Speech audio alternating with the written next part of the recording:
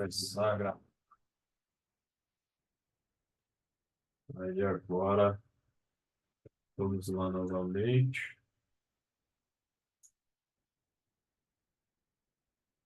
Pronto.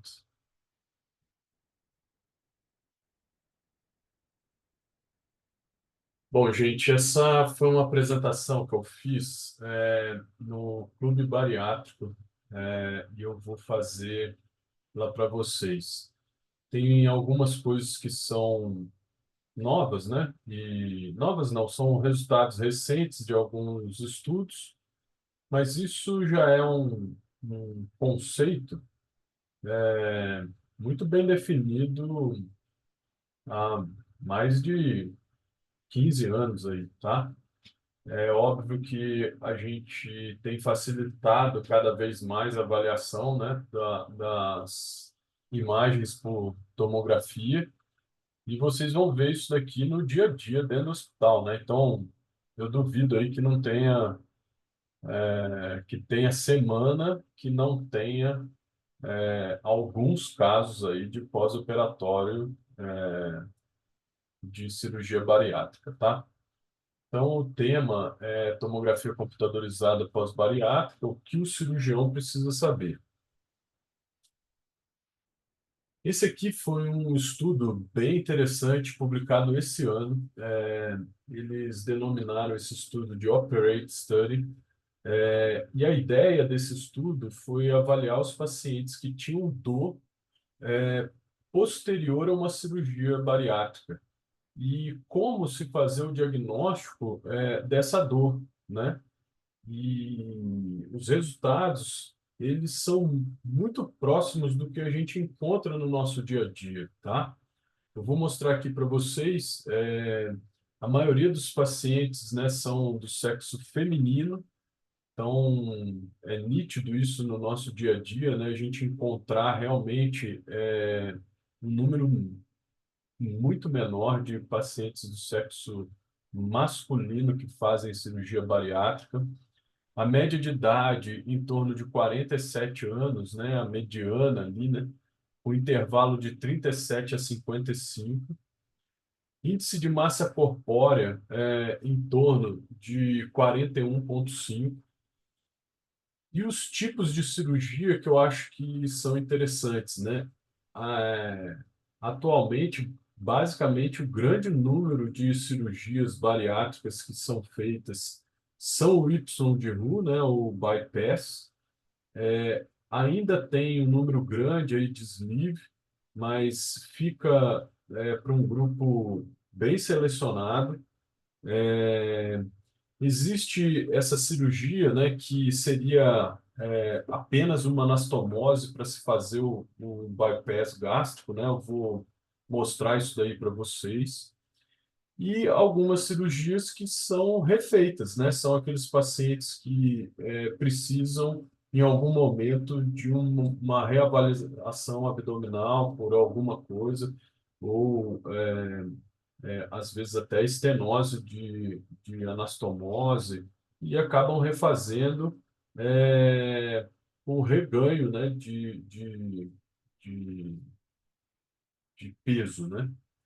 Então, reparem ali que as comorbidades, né, sempre aí em mulheres, a fibromialgia muito presente, hipertensão, síndrome de intestino irritável, alguma outra cirurgia prévia, né, abdominal, como uma apendicite ou qualquer outra situação, doenças psiquiátricas cada vez maiores, né, nessa população e diabetes tipo 2. Então, reparem aqui, uma tabela aí que mostra muito bem o que acontece no dia a dia, né? Então, reparem que o estudo foi num prazo de 12 meses e foram 441 pacientes acompanhados. Esses pacientes, muitas vezes, eles fazem vários tipos de estudo, né? Sendo a tomografia do abdômen a grande maioria.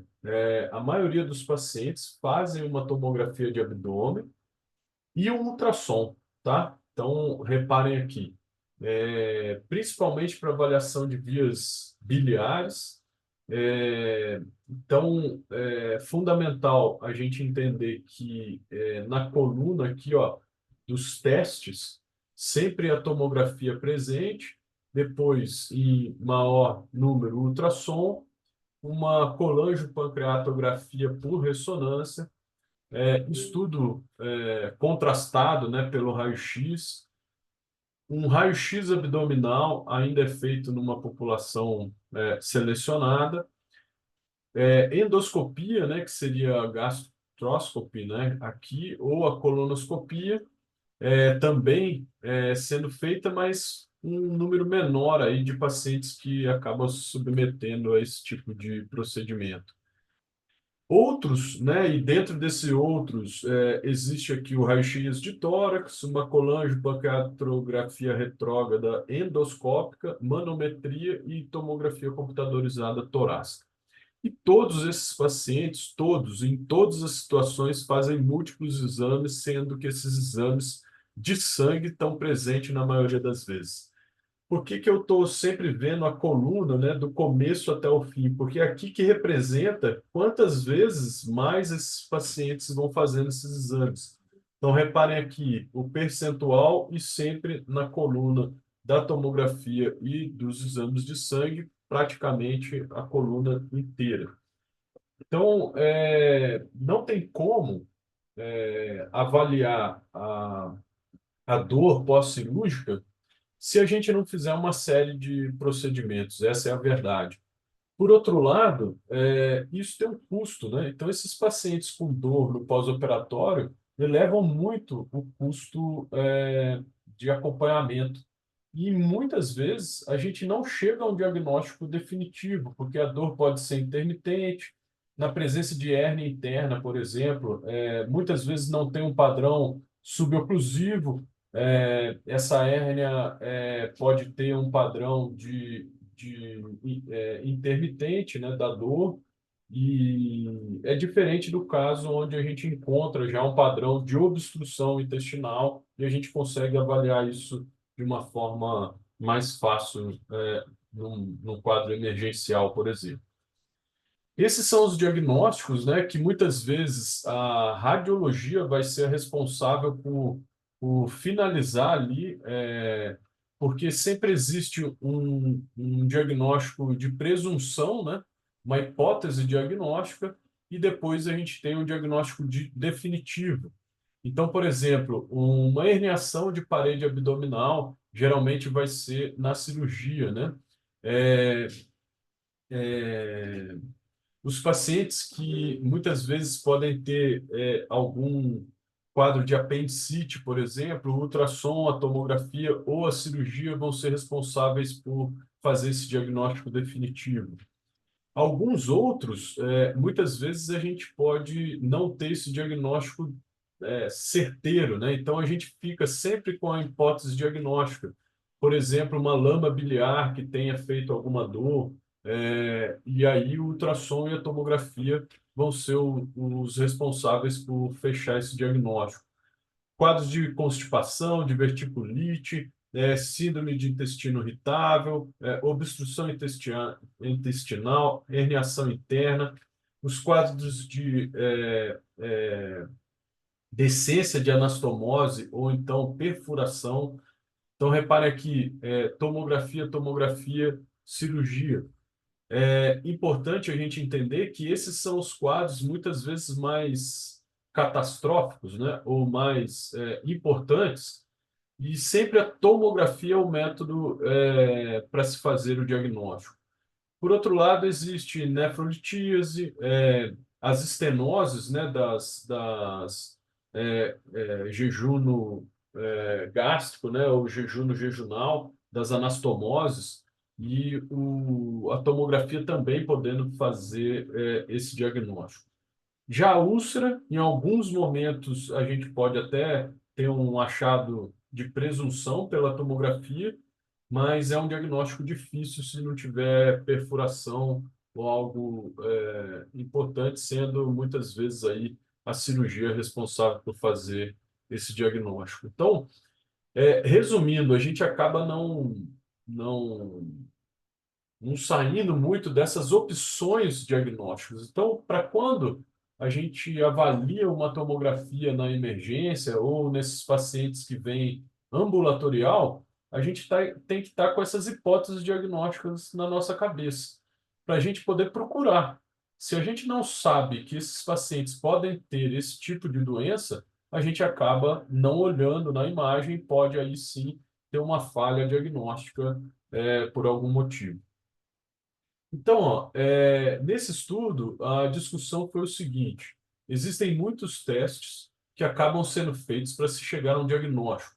Isso eleva o custo operacional com o uso de recursos hospitalares e tempo dedicado ao paciente, não só do cirurgião, mas de toda uma equipe multidisciplinar. Algumas vezes existe discrepância entre o achado radiológico e a suspeita clínica pelo cirurgião, né? Vocês vão ver que muitas vezes o cirurgião quer descartar aí uma hérnia interna, né, um Peterson, mas acaba que a gente encontra outra coisa, né? Então, é, o achado da tomografia pode muitas vezes ser discrepante ao da clínica.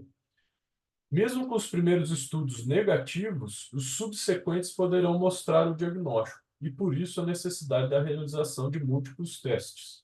Tentar melhorar a eficácia dos testes para redução do custo e tempo na resolução do caso. Transformando isso para o nosso dia a dia, a gente já discutiu isso algumas vezes, né? Estudos de pós-operatório que chegam na emergência do hospital, nós precisamos buscar uma análise completa. Como a gente vai fazer? Se possível, contraste venoso, se necessário, contraste oral e, às vezes, contraste retal. Esse é o estudo completo, né? Só fazer o estudo sem contraste, muitas vezes a gente vai deixar de ver alguma patologia. Então, o que que é necessário para o cirurgião? Se apoiar em bons radiologistas, né? O radiologista ele acaba sendo um detetive para buscar essas complicações que muitas vezes podem ser é, é, não tão claras, né, nos exames que são feitos. O melhor método é a tomografia computadorizada, incluindo, podendo ser feita aí até no primeiro dia de pós-operatório, se for necessário. E o raio-x contrastado ainda é uma ferramenta que pode ser utilizada. Paciente no CTI, podendo fazer fistulografia ou até contraste por sonda, né, nasoenteral, pode ser utilizado e pode ajudar em algumas situações quando existe dificuldade de se levar esse paciente para a sala de tomografia. Esse é um outro trabalho que, por mim, é fundamental todo mundo estudar esse trabalho. Publicado na Radiology, é a imagem da cirurgia bariátrica, né? Os achados normais e as complicações de pós-operatório. Então, reparem, são 10 anos aí dessa publicação e ela é muito didática. Então, quem não teve acesso a ela, acho que vale a pena dar uma olhada. Eu vou trazer alguns dados referentes a essa publicação, mas quero também mostrar aqui outras publicações, né? Por exemplo, em 2009, né, uma publicação coreana, né, de 5 anos já de evolução de uma experiência hospitalar, e reparem que era um centro, né, chinês, na verdade, né, o coreano, ó, Hong Kong. E reparem que a maioria desses trabalhos, eles acabam mostrando basicamente o que a gente vê no nosso dia a dia, né? Então, pacientes aí com cirurgia de bypass gástrico, né? Com a banda, né? Se vocês repararem, o uso da banda a gente já não vê mais no nosso dia a dia. O sleeve, né, com a gastrectomia vertical, e o bypass gástrico, né, naquela época aí, com poucos casos, né. Hoje em dia a gente praticamente não vê mais o uso da banda, E por quê? Muitas vezes tinha infecção, né, de parede e uma intolerância à dieta, né, por causa dessa dilatação acima da banda. É, Já por outro lado, reparem que o bypass ele acaba tendo aquelas complicações que a gente conversou, que é a perfuração, úlcera e obstrução intestinal. Sempre no bypass gástrico, a gente tem que procurar essas três complicações de forma bem é, distinta, assim, porque é o que acaba acontecendo no dia a dia, tá? Então vamos lá.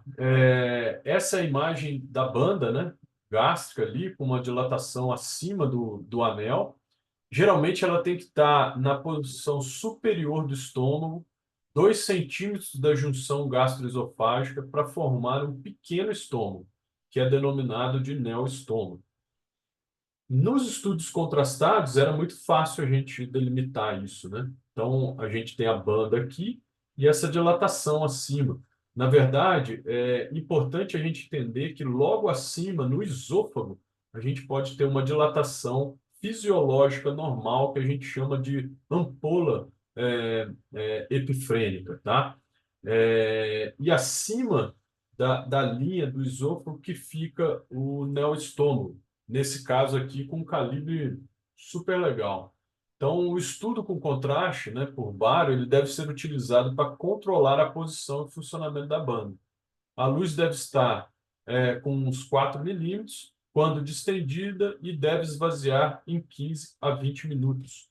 Então, o bom, na verdade, da gente dar o contraste é a gente ter essa sensação do esvaziamento do esôfago, porque o esôfago pode ficar distendido e pode ter, sim, uma peristalse de luto ali que pode levar a dor nesse paciente. Então, as complicações do uso da banda gástrica é estenose, erro de colocação da banda, migração, dilatação do estômago, erosão, né? Em alguns casos pode até ter uma fagocitação da banda e ela passar para dentro da luz do estômago. Uma rotação e desconexão, né? Perdeu a função ali daquela banda. Aqui, ó, um caso grave aqui, né, de uma estenose e uma dilatação muito grande, né, do neoestômago, né? Então, quando a gente vê isso, é simples, né? Tem até nível é, é, de conteúdo com ar dentro do neoestômago. Esse é um outro caso, é a banda aqui, e a gente tem uma perfuração com contraste indo para a região subfrênica. Então, isso também é muito bem visto na tomografia. Já nos casos da cirurgia de sleeve, né, o que fica assim mandatório da gente buscar, né? A tomografia é o método mais acurado.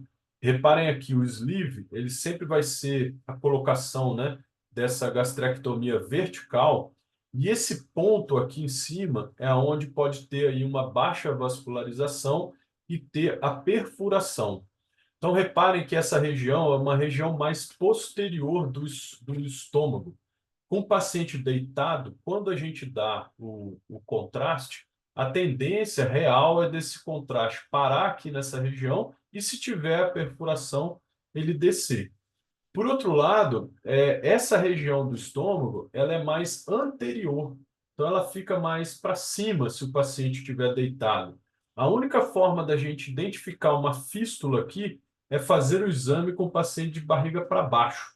Então, isso é fundamental a gente entender, porque muitas vezes, se a lesão está em parede anterior, o contraste vai estar passando pela região posterior e a gente não vai ver a saída, né, desse contraste de dentro da luz, tá? Então, a tomografia é um método mais acurado aí para fazer a avaliação e revisão desses pacientes no pós-operatório. Então, reparem aqui o padrão normal, né, do sleeve, né, o neoestômago ali.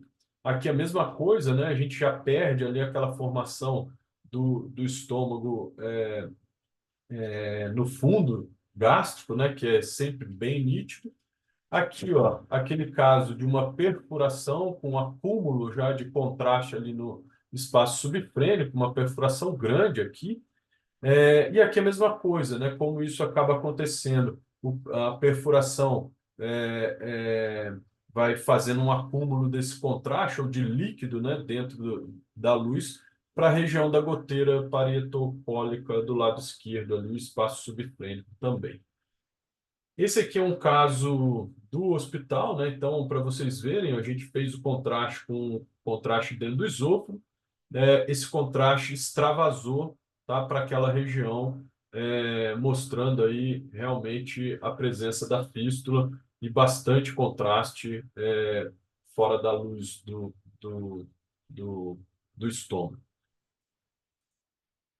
As reconstruções em 3D podem facilitar para o cirurgião, porque muitas vezes o radiologista consegue entender isso nas imagens axiais, mas o cirurgião não. Então, reparem aqui, ó, a junção esôfago-gástrica e aqui a passagem desse contraste para a região subfrênica, tá?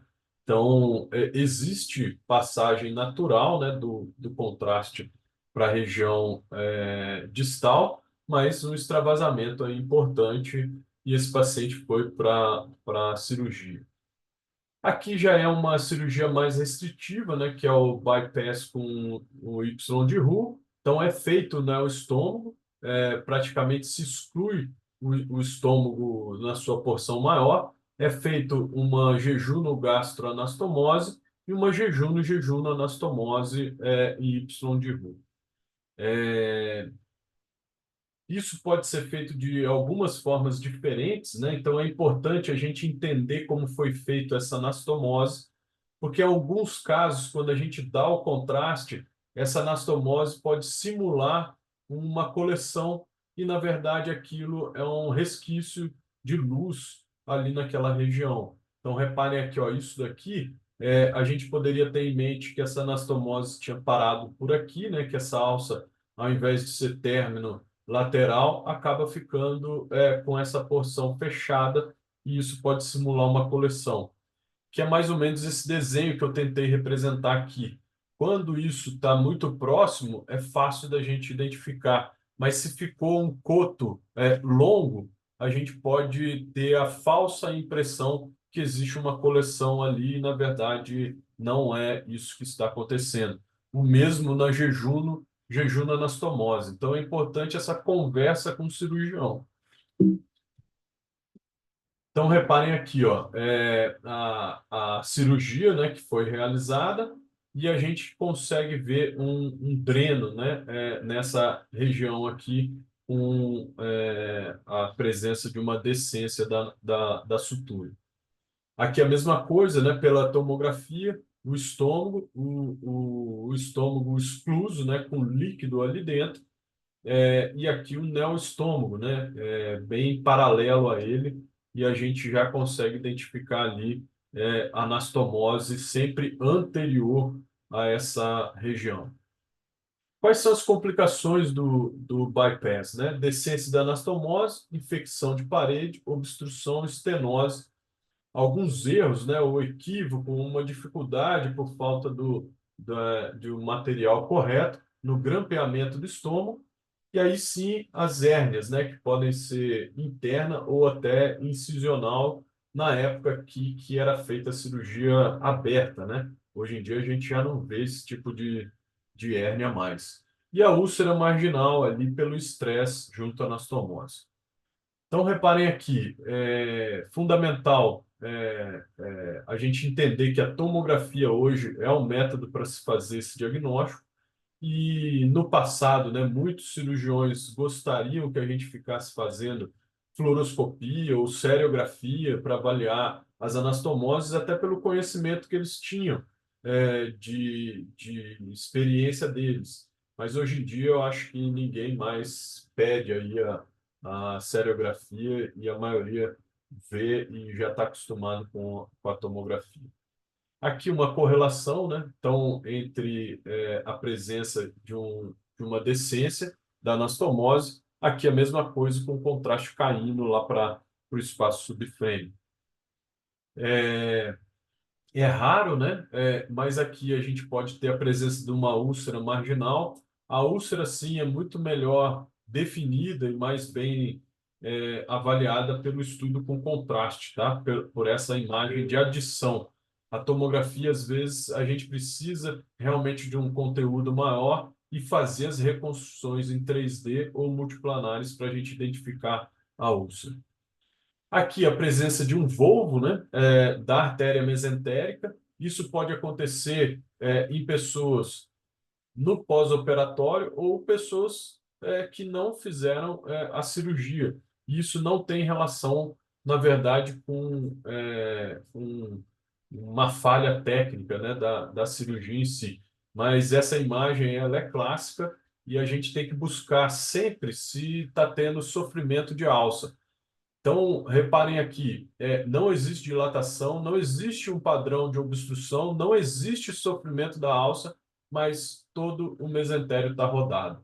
Esse paciente, muitas vezes, quando vai para a cirurgia, o cirurgião não consegue definir, porque ao fazer o pneumoperitônio, isso pode voltar ao estado normal. E esse é um diagnóstico por tomografia, tá? Não adianta achar que o cirurgião vai encontrar o que a gente está vendo. Até porque aqui não tem sofrimento e não tem obstrução. Mas essa pessoa, quando se alimenta, ela pode ter dor abdominal pós-prandial. Hernia interna, mesma coisa, né? Só que acaba que quando ela está presente, existe a passagem, né, do duodeno ou das alças jejunais por trás ali da anastomose, e geralmente é da direita para a esquerda e não como está representado aqui nesse desenho, né, que está sendo da esquerda para a direita. E reparem ali, uma dilatação importante dessas alças posterior à passagem pela anastomose. A mesma coisa aqui, né? Então, muitas vezes, ó, o resultado da tomografia pode não identificar, em 25% dos casos, um quadro de hérnia interna, que na hora que faz o exame, aquela hérnia não está presente. Aí, no outro dia, pode ser feito e detectar. Então, é importante o cirurgião entender isso. Um diagnóstico negativo, muitas vezes, pode não estar mostrando a presença da hérnia. Então, se existir clínica, pode ser que o paciente precise de uma cirurgia de revisão mesmo não tendo uma imagem de hérnia interna. Esse já é um padrão mais clássico, né? A rotação, a presença da hérnia e as alças em sofrimento dilatada aqui é um quadro de cirurgia necessária de urgência.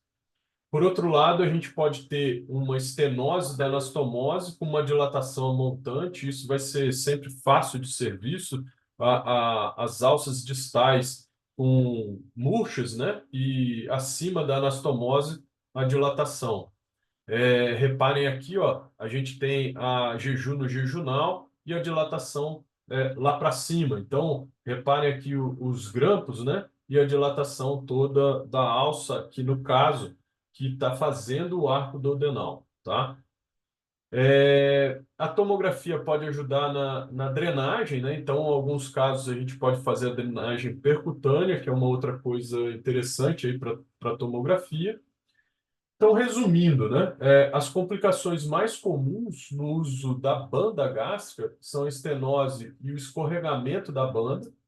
As complicações mais comuns do sleeve é a decência, fístula e a presença de coleção. As complicações mais comuns do bypass gástrico são a decência, fístula, coleção e a hérnia interna. E existem também as complicações extra-abdominais, né? Que vão ser a embolia pulmonar. Repare, esses pacientes são obesos, possuem comorbidades, podem ter doenças cardiovasculares associadas, pneumonia, atelectasia, infecção de parede, infarto do miocárdio e compressão vascular. Então, sempre olhar tronco celíaco e artéria mesentérica. Esses são algumas imagens, né, que podem ser feitas pela tomografia que pode auxiliar. Então, estudo angiográfico com definição nítida de tronco celíaco, mesentérica superior. Aqui, o paciente tinha também aí uma dissecção de aorta e a imagem da angiotomo, para a gente poder fazer o diagnóstico de alguma lesão coronariana, que pode ser um exame muito rápido e pode ser feito também nos pacientes em cirurgia bariátrica. Bom, era isso aí que eu queria mostrar aí para vocês. Acredito que vocês já tenham isso na cabeça, né? E é fundamental a gente estar sempre olhando, né? É óbvio que em alguns casos a gente tem uma dificuldade maior, nem tudo é simples, né, de se avaliar, mas sempre tenham em mente, se for necessário, contraste oral, se for necessário, contraste retal, se for necessário, contraste venoso, tá, para a gente poder avaliar isso da melhor forma possível. Vocês têm alguma dúvida aí? Querem fazer alguma pergunta?